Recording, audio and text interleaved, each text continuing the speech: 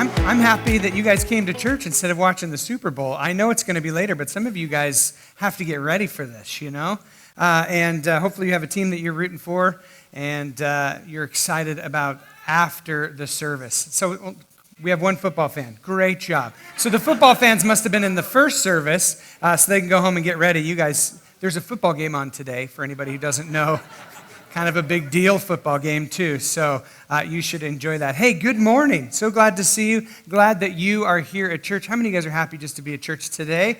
What a beautiful day to be at church with the sun shining, and I'm happy to be here, and we're going to have a good time today with Vision Sunday. Hey, you know what I really miss? We haven't done it, and it seems like a long time, and I'm really hoping that it comes back. But remember when we used to fly airplanes?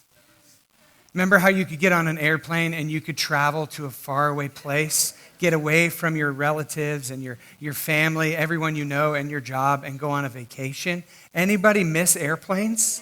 Come on, you guys. You're going to have to liven it up here. I need more out of you, all right? Airplanes are amazing, and hopefully someday you're going to get back to them. Maybe some of you have been on them. That's awesome. But one thing I love about airplanes, if you've ever been in a moment where all of a sudden it's storming, it's gloomy, it's like, there's it's raining outside, windy, disgusting, gross, and you get on the airplane and it starts to go off the ground, and it starts to shake because you're in the middle of the storm and you're thinking to yourself, I don't want to die, I don't want to die.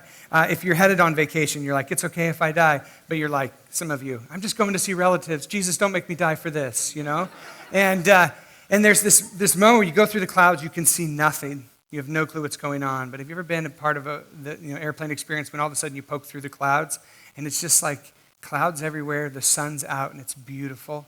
Anyone ever done that?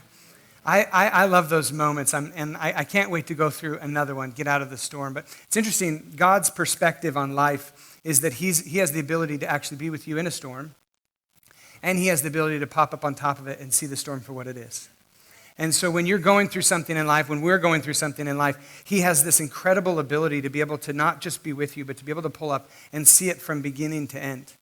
And so when we go through things in life, we actually are sitting down in the storm going, it's never going to end, it's never going to end. 2020 is never going to be over. And then it clicks into 2021 and you're like, and it's still not over. And you're stuck in it. It's like, God, do you ever know what you're going to do? And is it ever going to change? Are we ever going to have any reprieve? Is there anything that's going to break in life?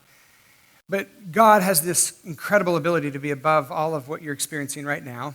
And he actually can see the beginning of the storm and the end of the storm. And we have the privilege of being able to have a connection with the Lord, who actually, his vision is different than our vision. His perspective is different than our perspective. The same thing's true is that God has the ability to be inside of time, but he also has the ability to come up on top of those clouds and be outside of time. He can see you from beginning, and he can see you to the end.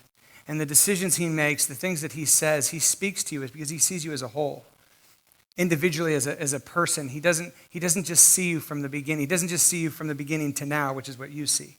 But he actually has the ability to pull up outside of your life and to see everything you will do and all that you will become. He sees the grand scheme picture for your life. He also sees the grand scheme picture for this house, for this church, and for the world. We have the privilege of holding on to his word that gives us these pictures, this perspective. It helps us get above the trial, above the situation, outside of time, outside of ourselves and our situations, and to be able to see with a clear perspective and a clear vision of exactly what God is doing. I want to remind you is that God is not done with you. This is not the end of our time. This season, this trial, everything that we're going through, this isn't our finish and final end.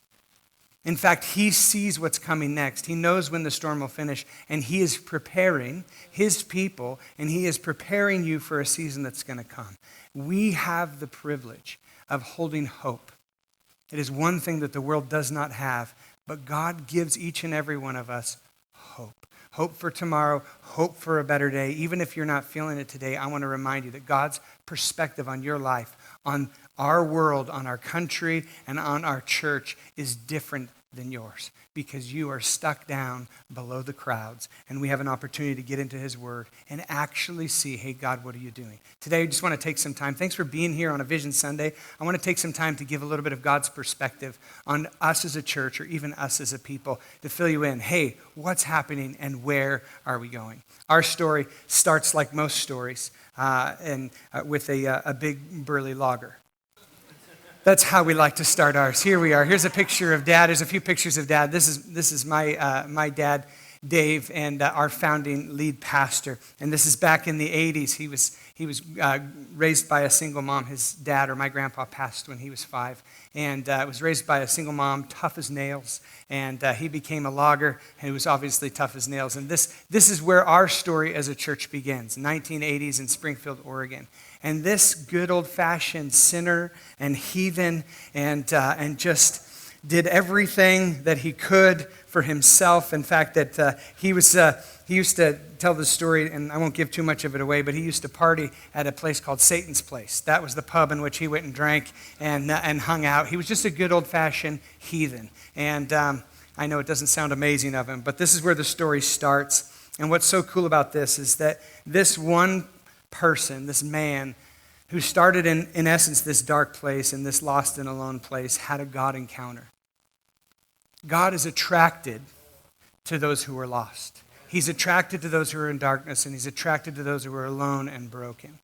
And my mom and dad both had this God encounter in the 80s in Springfield, Oregon. And my mom found a church, ended up getting talking to my dad about it. Hey, you should come to church and be a part of it. And my dad explains, in 2 weeks actually, I've asked him to share his story, part of the history of our church, or just where he is. But in his easy chair, had a conversation with the Lord and gave his heart to the Lord in this one moment. Someone who was completely lost. This is the story, our story, from darkness to light, from alone to a family, and from lost to found.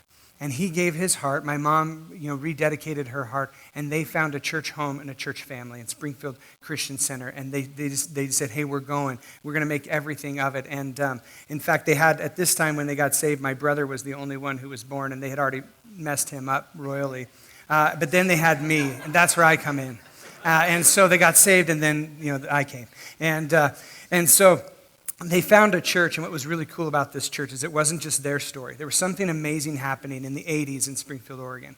And there was several other churches being planted, and then also in Springfield Christian Center, it was like there was a group and a community that got a hold of God's heart for lost people, hurting people, broken people. And they started actually reaching out and connecting with them and finding ways to connect with their neighbors and their coworkers. And as a church, they grew 50 people a year, year on year on year, with people who needed Jesus, that were lost and broken and coming in. And this, I wish I could just show you a picture, or paint a picture for you on how amazing this moment was back in the 80s. I remember as a kid, we left when I was 5 years old. I remember as a kid walking around, I still have images in my mind of hundreds of people, the prayer room before church filled with 150 people just crying out to God, God, we need you.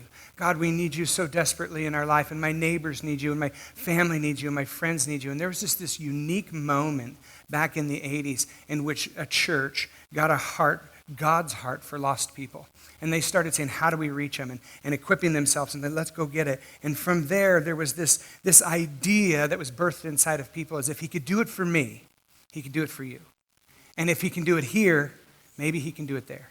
And so there was, we sent out a few different churches. I think we were the third church plant to go out, and my mom and dad led it. There was 4 families that went on it. In 1989, we set out. I was 5 years old, and there was 4 families that set out, including the Hardenbrooks and the Mehans, who are still here. Kids are here, grandkids. And we set out to plant a church. It was funny is that at the time, too, it was kind of like they felt like they were leaving this beautiful oasis where God was doing something amazing. And it was like, we're going to go out to the desert. We're going to Central Oregon, and we're just going to go and be a John the Baptist out in the middle of nowhere and see if God can do it there. And there was just this faith in saying, you know what, we're going to go find lost people is what we're going to do. A little to find out they weren't actually coming to a desert, they were coming to a promised land. So, good choice. Mom and Dad, well done for saying yes to the call. God knows best. And when they were headed out on their call, it was to the desert. And come to find out, we live in a beautiful oasis called the Promised Land, and we don't have to be subject to the valley anymore. Yeah. And we are thankful here. We are a happy people here. And what's so amazing is, as a church, we're 32 years old. Every June, on June 7th or right there after, we celebrate our anniversary as a church. And we pull out all the stops. We have a barbecue out here, and we do tri-tip, all you can eat steak, and we just feed everyone who shows up, and we celebrate our day of leaving the valley and coming to the promised land. And we're so happy that we do that. Hey, if you're new, maybe 3 months, 6 months, 8 months, and you've never been to one of our anniversary barbecues, you're in for a big treat in June.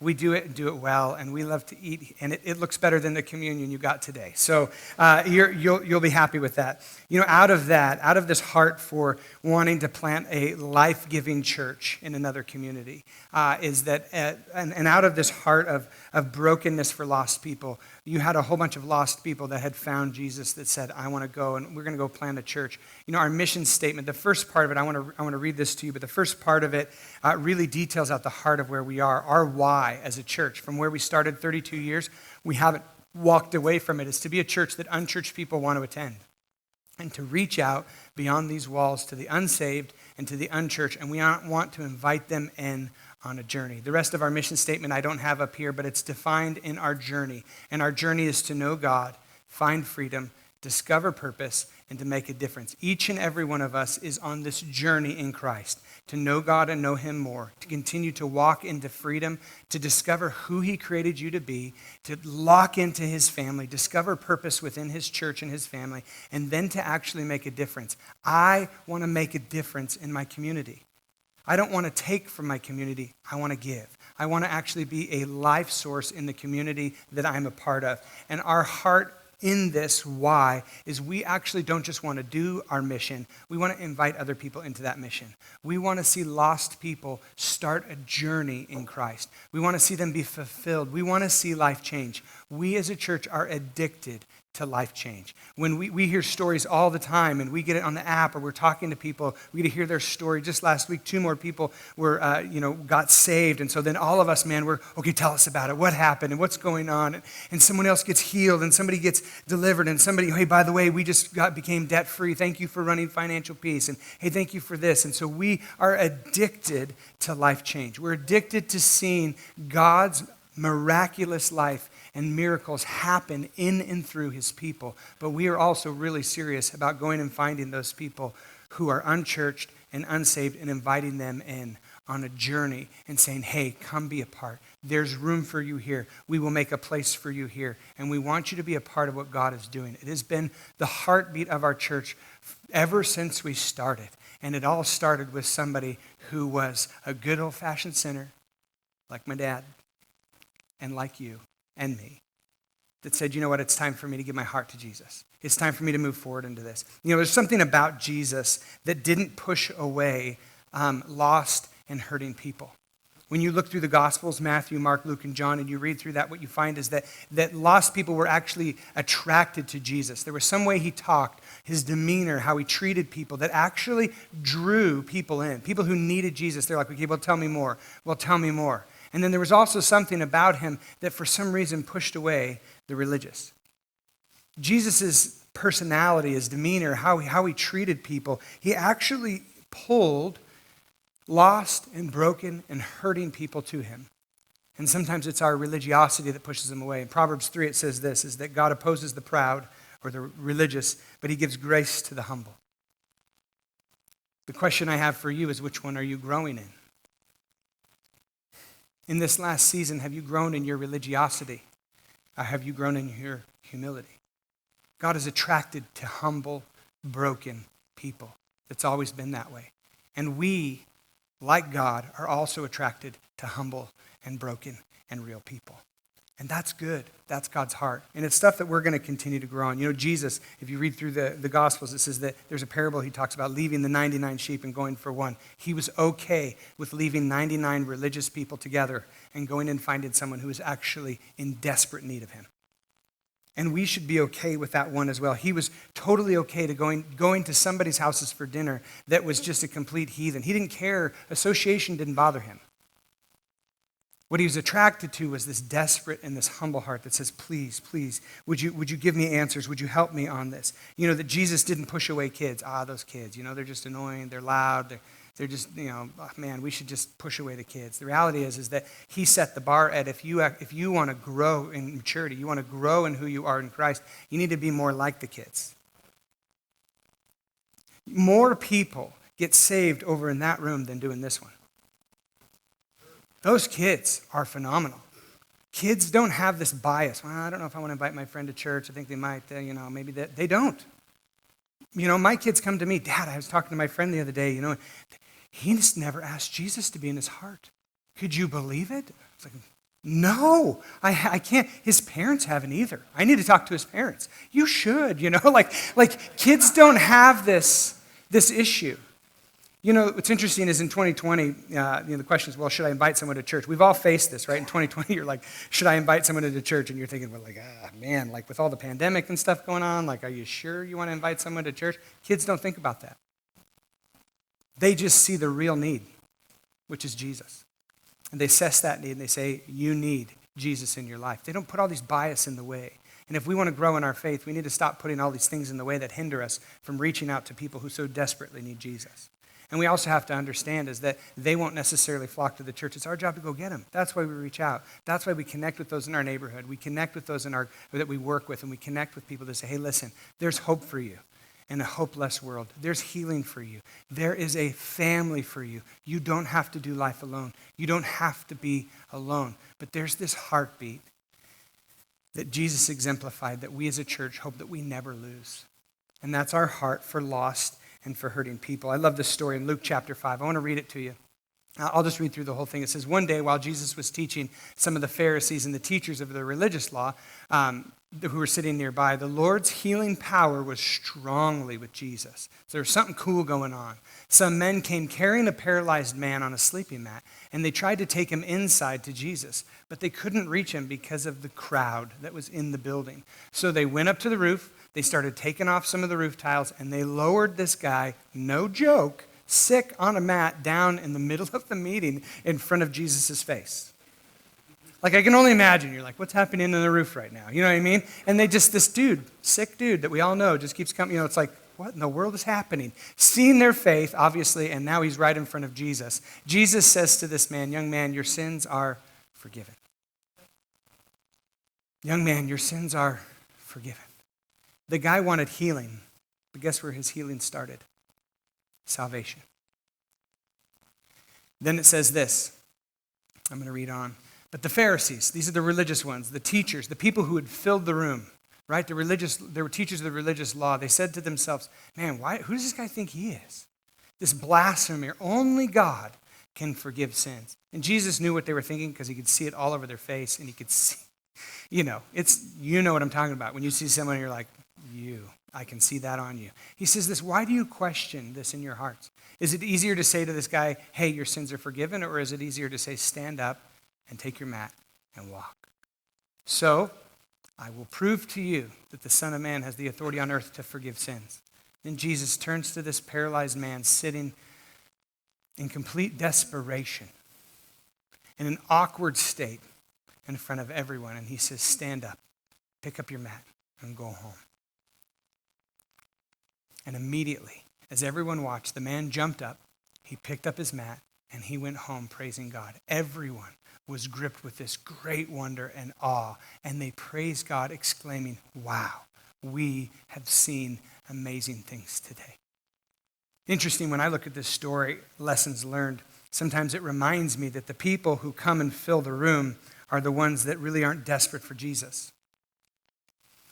Yet there are people outside of these walls that are so desperate for Jesus. And it is sometimes our religiosity that keeps them from getting in the room. It's our bias, it's our judgment that keeps them from getting in the room. No wonder did Jesus heal this guy and say, by the way, run. Run. These guys, they're just like a pit of wolves. They're religious.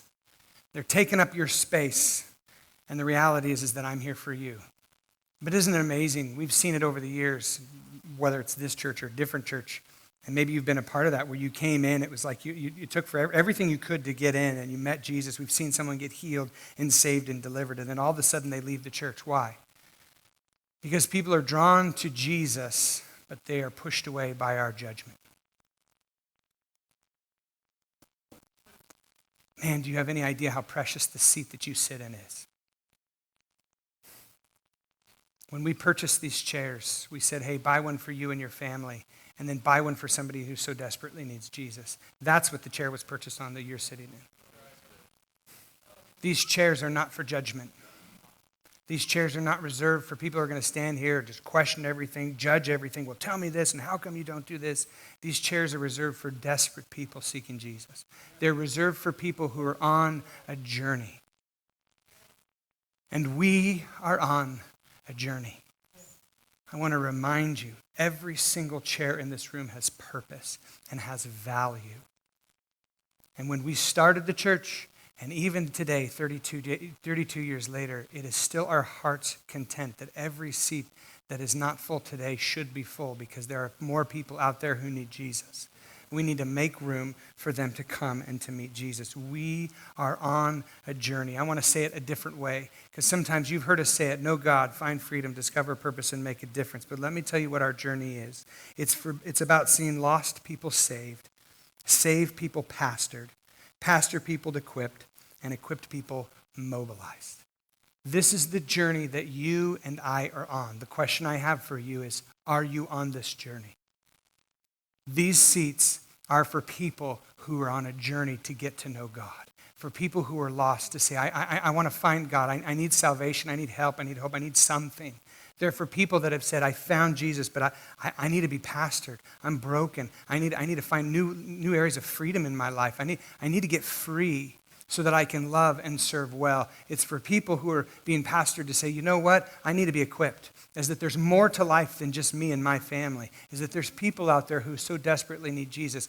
Teach me how to speak to them. Teach me how to simplify the gospel. Teach me how to teach it as good news instead of judgment news. Teach me how to communicate with my neighbors. And then these seats are reserved for people who are being equipped to be mobilized. To say, you know what, I'm going to reach my friends and neighbors at work. I'm going to reach my coworkers. I'm going to reach my neighborhood. I'm going to reach people in the grocery store. You know what, I want to be mobilized. You know what, it is our heart as a church, it is my heart as a leader, that we actually have a massive positive impact on our community.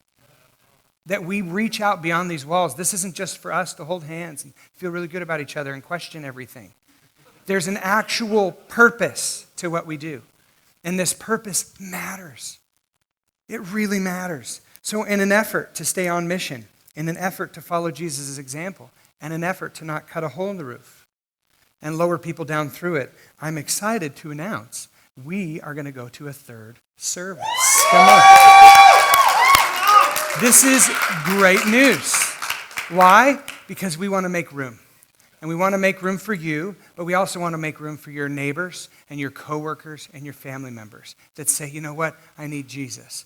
Man, we don't want to pack the room and push the people out who so desperately need Jesus. We want to create space for those who are in desperate need of Jesus. On March 7th, so this is in 1 month time, we are going to go to a third service. This is a big deal for us as a church. It's a huge deal. We went, I remember the time we transitioned from 1 to 2 services, and it was like, really? We're going to do that? And we had a 10 o'clock service forever, but guess what? 10 o'clock service is back. And we're excited about that. We're going to do 8:30, 10, and 11:30. What we're going to do is tighten up our services just by a few minutes. And we're tacking on a little at the beginning, the end. If you serve here, it's 15 minutes early and 15 minutes late. A half an hour of my time is worth it. It's worth it to create another 300 seats for somebody to meet Jesus. For me, it's worth it. Yeah, sure. I mean, it's going to require more, but here's the thing. 8 o'clock's too early. 12 o'clock's too late. By 2:30, at least half of this community is taking a nap.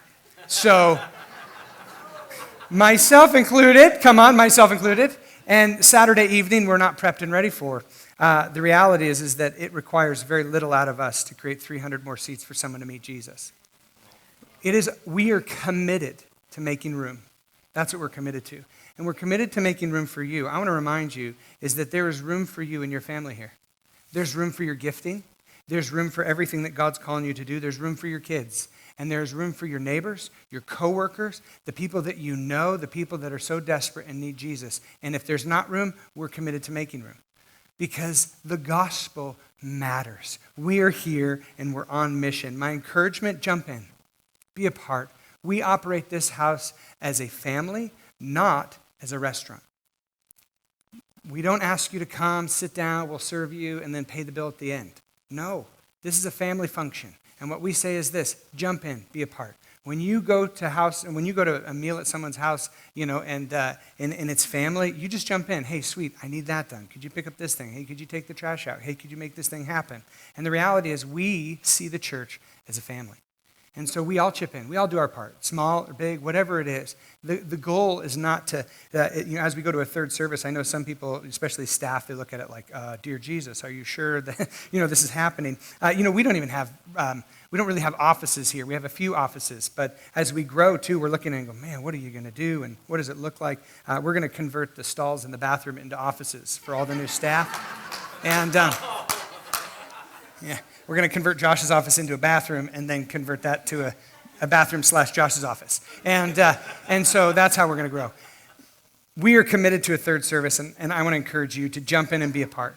On our app, if you go onto the Connect card on our app, there's ways in which you can say, you know what, I've been here 3 months, I've been here 6 months, and I'd like to go through Grow Track, I'd like to be a part. Hey, let me be a help. If this is your home, you know that we're committed to making a third service. Double time. Hey, give me something more in the next 2 months. Let me help. We're going to give, obviously, 4 weeks before we jump into the third service. We're trying to have time for teams to prepare, people to prepare. But the reality is that this is a great fit for our church. 8:30, 10, and 11:30. In the next couple of weeks, we're going to have kids doing surveys after service, and they'll have little cards. You've been seeing some of the surveys, like the potato wedges or JoJo's. Anyone do that one? Or soda pop or pop or soda. And anyway, we'll have them ask the question, what's your preferred service? The goal is that we level out. And we actually have enough people here at church that in 3 services, we can still do 60 to 70% capacity, which gives us room in each service to grow. We can pull chairs out and make it feel like it's nice and full. But the reality is we're committed to having a chair. We're committed to making room for people who are unsaved and for you and your family. And we want to make that space. The other thing that we're committed to is this, and I'm going to ask you, unabashedly as a leader of this house, if this is going to be your house, 2 times a year, impact 1. Which means this: 2 times a year, bring someone who's unsaved. That's it. Pull your chips in. Do whatever you can. Hey, Easter's coming. Easter's going to be amazing this year. We're going live. We're going to make it. It's going to happen. And the reality is that you can pull your chips in, find who needs Jesus. And 2 times a year, we encourage every person in the seat, men, women, and children, bring 1 person and impact 1. And that right there is huge. I went through my contacts last week. I went through 2,700 contacts, which is not a ton, but it's a few. And I looked at it and asked the question, who's saved and who needs Jesus? And the reality is I only found 15 people in my contact list who need Jesus. I'm running out. Because it used to be a lot longer, but then guess what? They found Jesus. And so I'm looking at it and going, man, I better make some friends. I better start making some friends who need Jesus. Because if I'm going to be a part of that too, if I'm going to bring and I'm going to do this, which I do, and I used to move in order to get new neighbors so I could bring them to church, but now I like where I live, so I don't want to move now. So I have to figure out new ways to reach people. That's what I have to do. But I want to encourage you as a part of this house, if you're committed to this house, impact 1 twice a year. That's it. That's all we're asking. Put your chips in. You get to pick the service. You get to pick the time, and you make it happen. And you can do this. And so help start somebody else on this journey. Help them start their journey in Christ. Help them connect and help them meet Jesus for the first time. You can introduce them to Jesus, but you know what? We as a family, at some point, you have to bring your date home, and they have to meet the family. And so try not to make that awkward for you, because it was really awkward for me when I brought Rachel home. So we want to make sure that it's not awkward for you. Hey, you know what? As we look into the future, I want to just give a few minutes here on really our heart for the future as well. I know a lot of people have been asking, like, hey, you know that we have done our best several times to make use of this building over and over and over again. And every time we added the kids' church lobby recently, it was like, whoa, who ever thought about that? And we've changed this building 100 times just to try and get the best use of space. And it keeps filling up and filling up. I have this issue in my life is, I got married and then I filled the house. And so that healthy things grow. And when you're a part of a healthy church community, it's just going to grow. It's inevitable. So we have to plan for that, prepare for that, and we have to look forward. People are asking, hey, is there a plan? I mean, are we going to be in this one forever? It seems like we have plenty of property.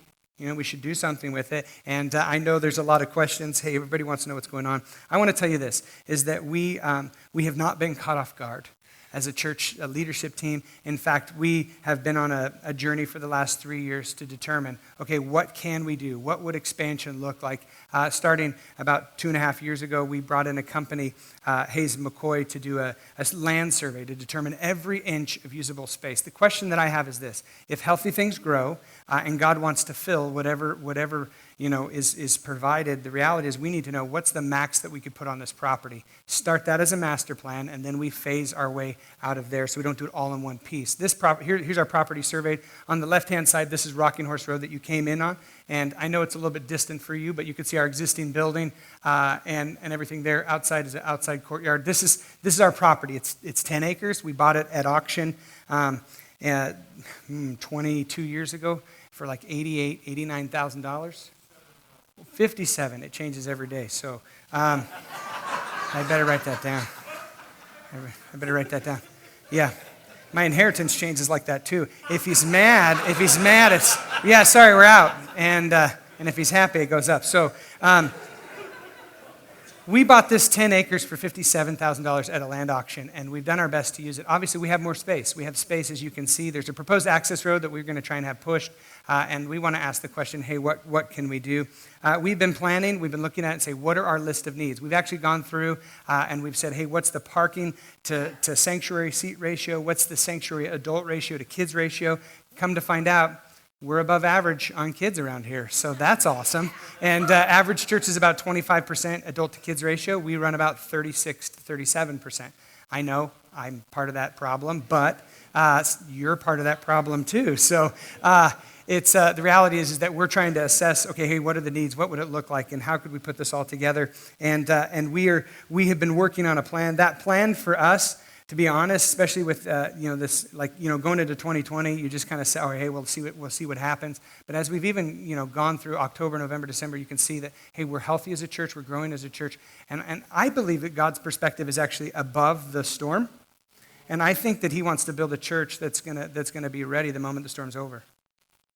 And so what we see as a church is we want to prepare for what's coming, and what's coming is not more devastation. What's coming is good and hopeful things. This is what we believe. This is what we're seeing. This is what God is saying. And so what we've done is we've laid it out. We've detailed all of our different things, and we're kind of walking through it. Dad's heart from the beginning was to build a campus. There's different ways to build churches. One of them is like the Nazarene style of building a hamburger church. If you've ever seen one of those. The Nazarene, they build a hamburger, and then they build a second story on the hamburger, like a second patty. And then what they do is it's a big burger. If you've ever been to a Nazarene place in town, it's a hamburger church. And that's a style. And it's not our style, but it's a style, and it's okay. And Rachel grew up in a hamburger church, so that was good. And then there's also like the idea of a blob church where you just keep adding. It's like, here, blob that on, and blob that on, and let's blob this on. Next thing you know, you have like this mini city, and it's all covered in mini city. Our heart, Dad's heart, and I feel God's heart, is to build a campus. We love the outdoors. We have a great piece of property. We love the outdoors, and so what we want to do is build a campus. The next picture I have here is just real quick. Here's a couple ideas on campus. What we've started to throw together, we've plotted out land areas, mass for buildings and stuff like this, is as we're looking forward, we have a whole section in the front of kids' church. We want to build a kids' church that's amazing, has an indoor, turf and soccer place. Like, we want to build an awesome place for our kids. And as you can see, straight down from that, we had about 2.5 years ago a professional playground architect come in and design us an adventure play park for our kids. We want church to be fun. And so in our play park, we have zip lines and tree forts and water play and rock climbing walls. And it's our heart and our intention that if it's nice outside, we should be doing classes outside. We should let the kids enjoy it, and we want to create a whole kids area. When you look at the map of our property, there's a massive place for our kids. Yes, that's right. I want my kids to enjoy church. I want them to love it. I want them to say, hey, listen, like that place is really cool in town. We could go to that park, but let me tell you about my church. And we want to make it amazing. The youth building, as you can see, is on the other side of the parking lot. Part of it is, as youth get older, they just start to whine and complain, And so we want to move them to their own place, get them their own room. Yes, just remove them. And we don't want them destroying any of our stuff. I told Josh The hopes in a youth building is that it's far enough away we can't hear you, and then also it doesn't touch our stuff. So if you're like, you know what, we should paint a tiger on the wall. Yes, you should paint a tiger on the wall, just not my wall. And so we want to create a space for our kids and a place that's close to that parking lot they can pour out, and we want to make sure that they have a place. Our sanctuary, this was designed, actually, if you look here where it drops down the last two trusses, those trusses come off, and it was designed, there's a big flat area out here for us just to push directly out, turn landscape, add a stage and everything we need over here, and then there's a space, not on there right now, but there's a space for us to do a massive, basically front lobby and walk-in entrance and stuff like that. It was designed in such a way it fits on the property when we look at it to go landscape, and it's the best case scenario. The nice part is when we build, we can do all that work out there before we have to touch anything in here.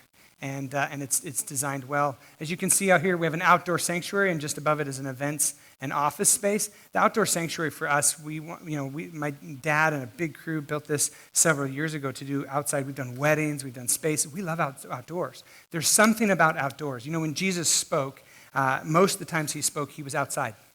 In context, he was outside. You could feel the wind, you could hear the birds, you could hear the wonderful train. Maybe he didn't have a train, but we have a train. And thank you, Great Northern. And most of when Jesus spoke in context, he was outside. But I also understand it wasn't snowing when he was outside. So we know that's true. It's our heart and intention that we create this in such a place with a nice building and a patio and create an outdoor sanctuary that's private, that's a sanctuary. And there's just something amazing about it. We want to make that happen. Yes, we need offices because it's either that or we're going to convert the bathroom stalls like we had said. So we do need offices and stuff like that. We have a shop. This road on the other side over here is owned by us, and we have a gate. We can pop into it and build an exterior maintenance stuff, so it's not at the front of what we're doing. But it is our heart, our intention to build a campus. This is what we want to do, and we want to make it amazing. So yes, we have been working on it. Yes, we're engineering per building phase to actually come back and lay out infrastructure. A couple things. If you're a man like a banker, type A, you love finance, you love all the nitty gritty of stuff. I'm just going to take like 2 minutes to just connect with you. Okay?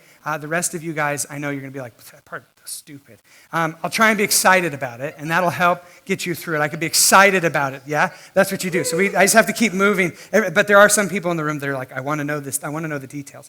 You know, we started structuring, so I got to be happy about this. We started structuring, that's what I got to do, and budgeting in 2018 in order to be able to expand and to pay for all the infrastructure. So our idea was this, is that we wanted to get to a place where we could do all of our master planning, engineering, and all of our site work, which means all the stuff in the ground that you don't see, the power, the sewer, the water, everything around, to get to a place where we can actually build a building that you see. We've been structuring as a church to make sure that up to that place would be paid for in a fiscal way, so that we wouldn't be, it's not fun to be like, yay, let's sign that pipe and put it in the ground. And let's sign that pipe and put it in the ground. That's not fun. We want to see the buildings. That's what we want to see. And so we want to be smart and good stewards of what God has given us. So what we did is we structured in such a way in order to be able to cover all of that cost, knowing that once we get to the place where we're going to build a building, hey, we can fundraise. This is us. We can make it happen, and we'll work towards that. But right now, we're in that place where we're still trying to put together all the infrastructure.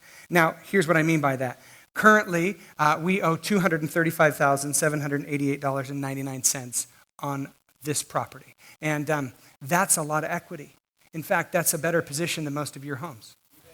And look how many people are here to help support that. We are in a very good financial position. We have a great strength and a wonderful foundation underneath us. Thank you, Mom and Dad. Thank you, leaders of this church, for actually giving us something that's amazing. In 2020, when all of a sudden the storms started coming, I can tell you this, is that I have friends who pastor churches, and I know people that, man, they've been shaken big. And they were in a place where maybe they were overstretched, or they couldn't hold it, they couldn't make it happen. And we, thank my dad, we had this, what we call a cockroach approach. It's like where if a bomb hits, we're still going to be alive. And we're gonna crawl out of here. And this is what's going to happen. That's how we do ministry. And so we built in such a way, and we have a wonderful foundation to say, you know what, we want to be able to sustain whatever God is doing. We wouldn't want to be poor stewards of something and have it fall apart, even though God's doing something amazing. And so, I'm just saying thank you for where we are. We have room on top of our mortgage. Here's the nitty-gritty that you maybe care about or maybe don't care about. We switched our loan over to Wesleyan Financial. We have the ability to convert from a current loan to an actual construction loan. And so what we have is that we lowered our payment, then we started paying on top of it, and every year in our budget, we increase what we pay on top of what's owed. Meaning, as we pull or draw for infrastructure, it will tack on to our loan, but it actually doesn't affect our main budget because we start paying early to make sure that it can be held within a budget.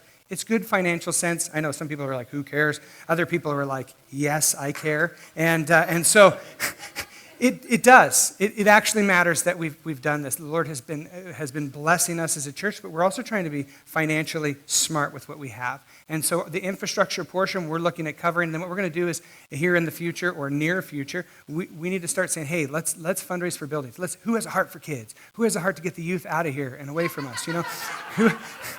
Who wants to go outside? And what we can do is we can break it up into bite-sized chunks. It's our heart that in the future we're going to present a plan that's broken up into bite-sized pieces and chunks that we can all take. The reality is that we're not asking you to build a church and pay the bill for the next 20, 25 years. What we're asking you to do is just look one generation forward and say, hey, what can I do for the next piece of the pie? When we build, what we want to do is we want to build the actual footprint, and then inside of that footprint, we have expandable and phasable pieces, knowing this. And this is what I mean by that. Like, for instance, Current Kids Church, right now, if you look at it, there's about 65 to 75 kids per service, okay? Per service. Knowing when we build kids church, we want to make sure that each service can actually sustain 150 to 175 kids. That makes sense. But the building footprint will be able to handle 275. But we don't have to build out for 275. We can only build out for our next phase. Knowing that when we get to a place where there's 175 kids packing that thing out, we will be at a different size or place as a church and a different preparedness where then that church can actually take the next piece and it's obtainable. All we need to do is take what God has for us in our next step and our next step. That's what we're looking for, and we want to make sure that it's done right. The only time that you should hear the word millions is when it comes to your own investments and retirement accounts. Come. Someone's excited about that. The reality is, yes, it costs, but if we can take it in bite-sized chunks, we can be smart about how we do it. Hey, this is how we choose to build. Several years ago, I met with a couple different architects, and within their first 5 minutes, okay, well, how big's your property, and da-da-da-da-da. And literally, it was like, we go, that's a couple million, that's this million, that's that million, that's that million. Like, it took about 30 seconds for them to talk themselves out of a job.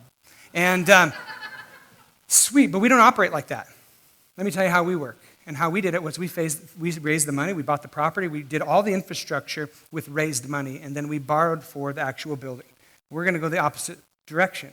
Now what we're doing is we're actually structuring in such a way to get all the infrastructure paid for, and then we'll fundraise for the actual building portion of it. Hey, you know what? It's great to have a bigger building, but I can tell you this, what we're really committed to is making room.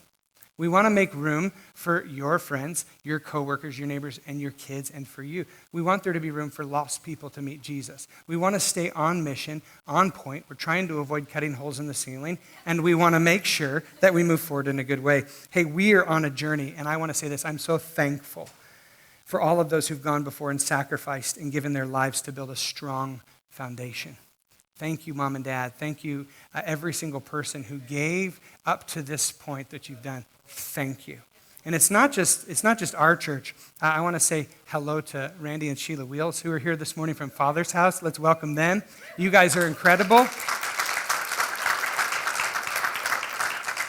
We have an incredible community. They just finished a transition last weekend to their son, and Father's House is being led well. But they are heroes, just like my parents are heroes. What you have built is a strong foundation in this community, because it's not just about this church. We're trying to reach the people in the community, and we all have the same job description. And I want to say thank you for your faithfulness to build a strong foundation, to purchase property, to look forward, and to hand your son and the next generation a strong and healthy church. You guys are the heroes, and we're just so thankful to even know you, be a part of what you're doing. Thank you for serving in our community with the same heart, the same passion, and the same love. You guys are incredible, and to be honored. Let's give one more round of applause.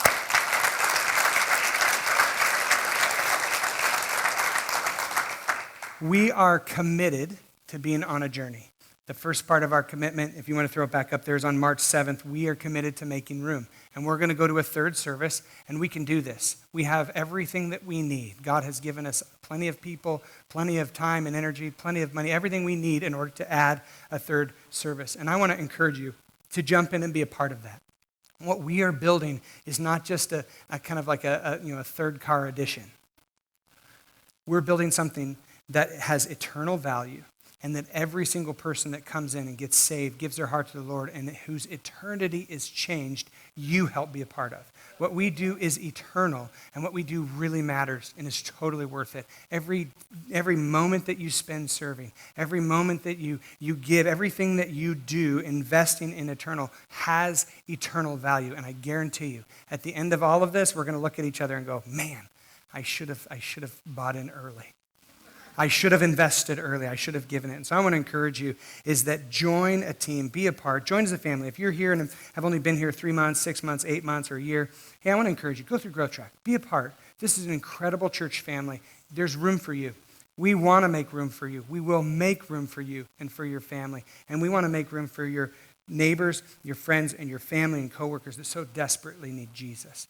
We're the family of Christ, and what we're doing in this community has eternal impact. I want to encourage you, invest in something that's worth it. It's worth it, totally worth it. Invest in someone else's story. Invest in life change. It is worth it. We are committed to making room. And this is what we're going to do as a church because we're committed to our Great Commission, what God's asked us to do.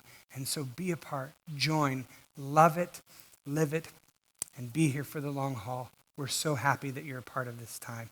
And thank you for being a part in everything that we're doing here.